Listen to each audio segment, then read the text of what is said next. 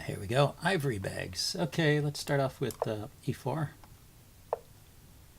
And see how it goes. Knight f3, d6. Okay, that's the Philidor defense. d4 is one of the main moves, also bishop to c4. And he just gives it up right away. So he's got the small center, but he can later kick my knight with c5. That's often an idea. I will just continue developing for now.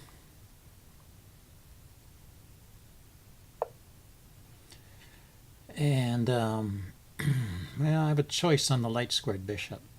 I could put it here at e2, looking out on this diagonal, keeping the knight from this square. Or I could put it out here on c4. Yeah, let's put it on c4. It's an active post. Then let's castle. Let's get out of the center here. Maybe I can start pushing pawns on the king side. And he stops me from pinning his knight, potentially threatening to trade off his bishop. Yeah, so I think I'm going to go with f4. The question is, should I move the king out of the way first? It's not necessary now because he doesn't have any way to get anything on this diagonal. But that can be a problem later. So let's prepare. Prepare once and then play f4. And he's just continuing in his slow fashion. So he's really behind in terms of his getting his pieces out. Okay, he's kicking my queen. I don't want to put the knight in the pin. I think the queen, however, can just step aside. This knight is not under any pressure at the moment. You know, I have two loose pieces here, so I should always be on the lookout for tactics.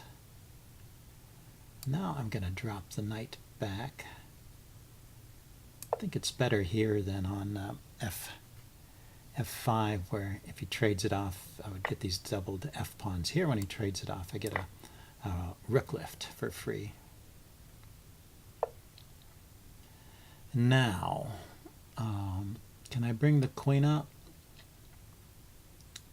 Say queen g3 and pawn to f5 would threaten the taking the h6 pawn. He's probably preparing to play b5 here to kick my bishop. And when he does that, I don't know right now. When he does that, I'll have to decide between dropping the bishop back to b3, staying on this diagonal. Actually, that looks kind of good. Or coming back along this diagonal. Problem after b5, bishop b3, he'll probably go knight to a5 there, and just win the bishop here. But I'll have something going. Oh, I know what the problem is. The problem is the d pawn. So I go here. He pushes once. I move the bishop. He pushes again. He hits the knight. The knight moves, and then my my d pawn is hanging.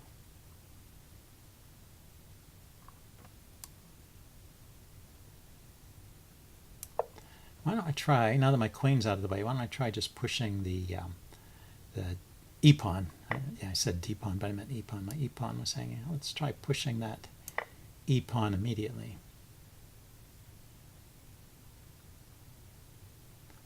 Gets his knight out of the way, and then the queen can come to g3 with an immediate threat.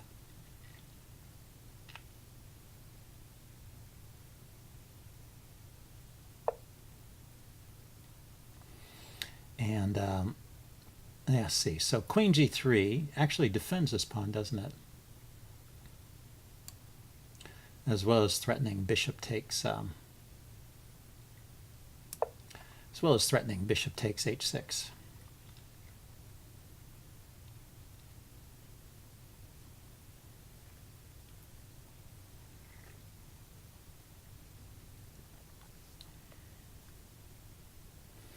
Well, he's finally decided to slow down. You see, he's used up almost no time to this point. But now he's got to think how to meet that threat. Can't move the f-pawn. I guess that wouldn't help anyway. He could move the king to the side. Maybe he's trying to figure if I will sacrifice on h6 anyway after he plays king h8, which is certainly a tempting move.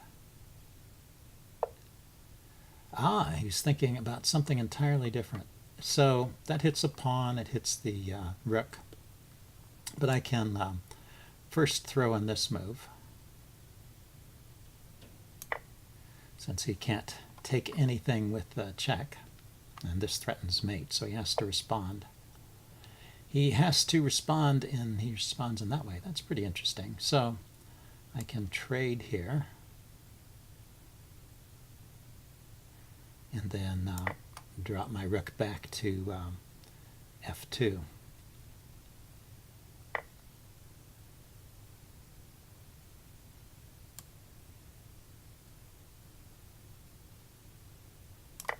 Okay.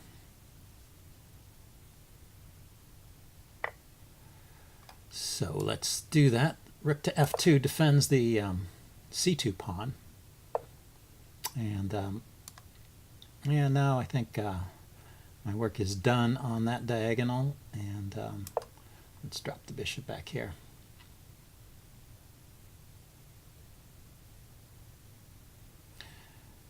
I do want to double on the f-file and bring the other rook over. That was the other point. So he's got a solidly protected knight there. Okay, first let's double here.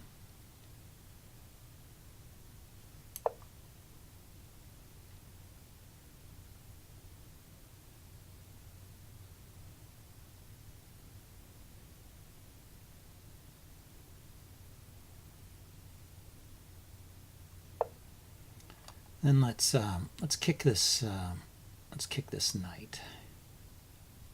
So I don't want to have to defend that pawn. Well, let's think about this a little bit. Maybe I should defend the pawn.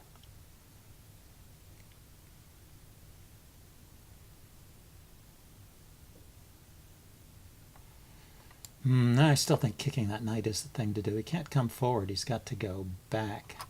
So he'll blockade here, or go to h7. When he blockades here on e6, then my pawn is no longer hanging. So I don't have to worry about that. Now this is defended twice and attacked twice. Just need to get one more attacker on there. Let's start by bringing my knight around. Maybe the knight here. Yeah, knight to d6 looks like a move here.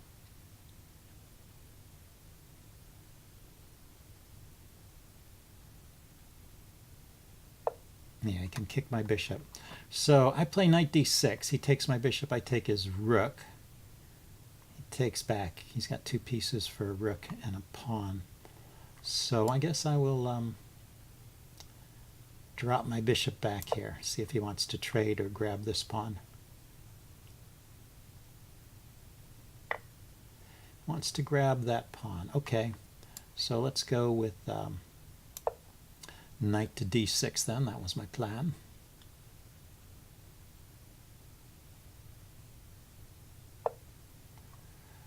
Aha. So he's got 3 defenders on that now. Oh, that's pretty amazing. Okay, let's bring another piece to bear. Now we're up to 4. 4 attackers, 3 defenders. He can drop his bishop back, or his knight back if he wants to keep defending. But his knight is hanging over here. He can play knight to e3, hitting my rook. And that is complicated. This I thought I could take. Bishop takes, pawn takes, rook takes, knight takes, rook takes. Yeah, I can't actually take, can I? I cannot take. I can take this knight, which I think I will. It gets rid of that. Gets rid of that knight e3 threat, which was kind of annoying. And then I can maybe lift this rook up here, attack. Attack the h-pawn. This I can defend my pawn and pin his knight this way.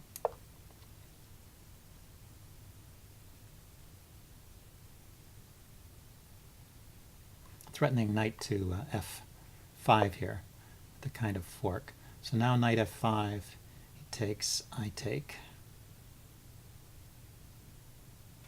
This is still hanging. Yeah, I guess this will turn out to be kind of even. Is there something else here? Like I could take here with check. He takes, knight here, check, king moves, and then I take this rook. Ah, yeah, that leaves me a piece up, doesn't it? Take here with check. Play here with check, because his king can't defend his rook. So this nice little tactic here should leave me a piece up.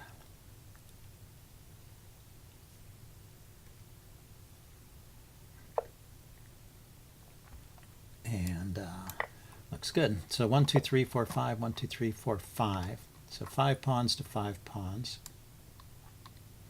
I'll continue to hold on to this pawn. It helps restrain his pawn. He's got a majority over here. On the, he has a majority on the queen side, so I have to worry about him creating a passed pawn here. Okay, so that's a clever way to win a pawn, I guess. Let's go here.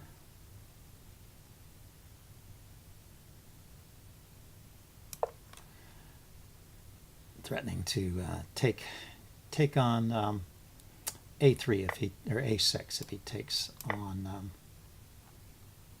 that square. If he takes on e5, I take on a6. So we stay a pawn up. So I wanted to play, yeah, I think I will. I wanted to play a4 with the idea he pushes, I take. And if he takes, I was going to take the c pawn, but now he's defended the c pawn. So let's just defend my h pawn, and then bring my knight around. Get that active here. What can I attack? I can attack his rook. I can attack the pawn. Not sure. Not sure what's best.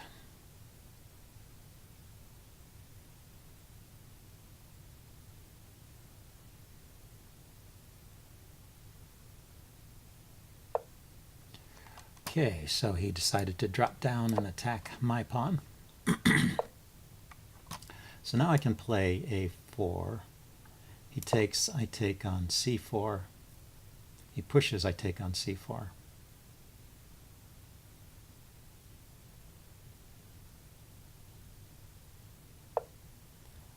So he attacks my knight. Where can I go? Here.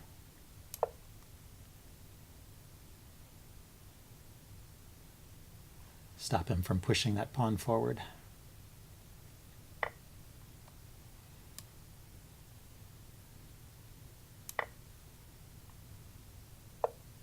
Yeah, he does get that check in, doesn't he?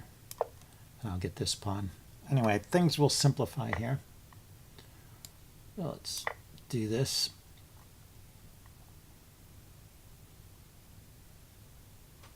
Then use my knight and rook together to grab the f pawn here, the pawn on f7. And that should give me a winning king and pawn endgame here. Yeah, so let's start with the check.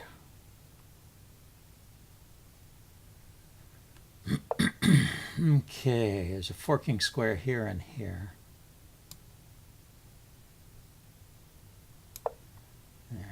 There's the fork there, or knight to here, hitting the pawn. One of those two moves will be sufficient to gain something. Okay, took care of the fork. So knight here, attacking the pawn, or no, just here, knight here with check, attacks the pawn with the tempo. And he resigned. Okay, well, that was a nice game, I thought. And I will upload this and do postmortem. See you guys later. Bye.